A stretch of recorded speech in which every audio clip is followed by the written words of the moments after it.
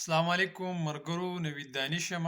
نن مې درته بیا د مولانا اکبر حقانی صاحب یو نوی ښایسته بیان راوړی. مولانا اکبر حقانی صاحب د درود شریف فضایل بیان کړي دي چې کله د پیغمبر اسلام نوم مبارک یاد شي نو موږ له څه کول پکار دي. راځئ د مولانا صاحب دغه بیان ټول په شریک اورو او مخکې ورسره شیر کوو. مولانا اکبر حقانی صاحب عزتمندو یوه خبره ذهن کې ورواچوئ چې کلم څوک ستاسو مخکې د نبی کریم صلی الله علیه وسلم نوم ذکر کړي هغه ټیم کې شوق سره درود شریف ووایئ.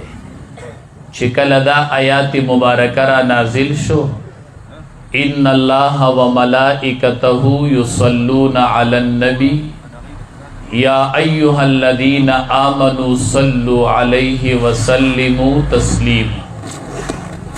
صحابی راغی نبی کریم صلی الله علیه وسلم نه تپوس کی وی دا الله حبیب کیف نصلی علیک. الله مونږ ته حکم راولیږو چې په نبی کریم صلی الله علیه وسلم باندې درود ووایئ. نو کیف نصلی علیک دا الله حبیب تا باندې به درود څنګه وایو، طریقه به څنګه وي، الفاظ به څنګه وي. د دواړو جهانو سردار په خپل صحابي ته وایي داسې وایئ ښه اللهم صل علی محمد وعلى آل محمد کما صلیت علی ابراہیم وعلى آل ابراہیم انک حمید مجید. اللهم بارک علی محمد وعلى آل محمد کما بارکت علی ابراہیم وعلی آل ابراہیم انک حمید مجید. خپل مې وی د امام الانبیاء د خولې نه درود ابراهیمي واورېده. ما تپوس وکړو چې درود به څنګه وایو، کیف نصلی علیک. امام الانبیاء تکلم شروع کو، خپل مې ترې نه درود ابراهیمي واورېده. نو امام الانبیاء پکې صیغه د امر استعمال کړله او د الله نوم یې پکې استعمال که او خپل نوم یې پکې استعمال که. نو علما وی درود شریف کې پکار ده چې درې خبرې وي. غوره خبره دا ده چې صیغه د امر وي، بل لازمی خبره دا ده چې د الله نوم پکې وي، غوره خبره دا ده چې د امام الانبیاء نوم پکې وي. ځکه چې امام الانبیاء وی شروع وکړله نو وی چې اللهم صل علی محمد.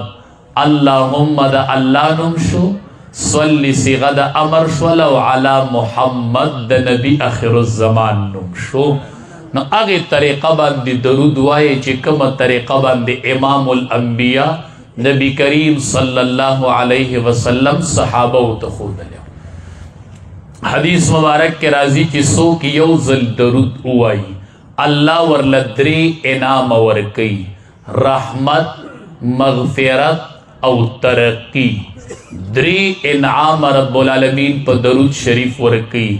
لس رحمتونه، لس الله گناهونه معاف کوي او لس الله درجی اوچتوي. صرف یو ځل په درود شریف باندې لس الله رحمتونه راوړي، لس الله گناهونه معاف کوي، لس الله درجی اوچتوي. صحابو نه تپوس وکړو وی بخیل سړی پیژنئ، شوم پیژنئ؟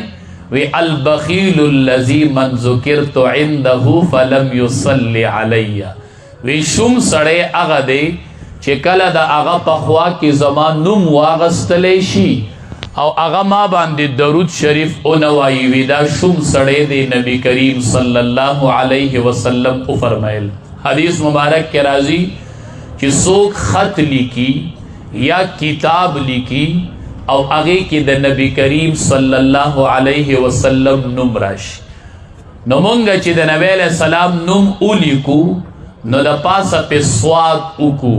د سواد مطلب دا دی چې صلی الله علیه وسلم. سواد نه چې چا نوم ولیکه، خط لیکئ، کتاب لیکئ، دا معمول جوړ کئ او د نبی علیہ السلام د نوم نه پستی ولیکل صلی اللہ علیہ وسلم.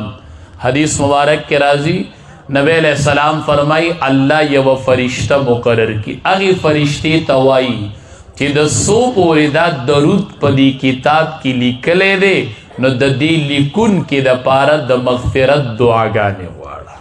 درود شریف د کمال نښه ده، د کمال. او حدیث مبارک کې راځي چې څوک درود شریف ډیر وایي دی به نبی کریم صلی الله علیه وسلم سره قیامت کې د ټولو نه نږدې وي. نو چې د نبی علیه السلام سره سړی نږدې وي د ټولو نه، نو د ټولو نه ډومبې به جنت ته څوک ځي؟ نبی کریم صلی الله علیه وسلم.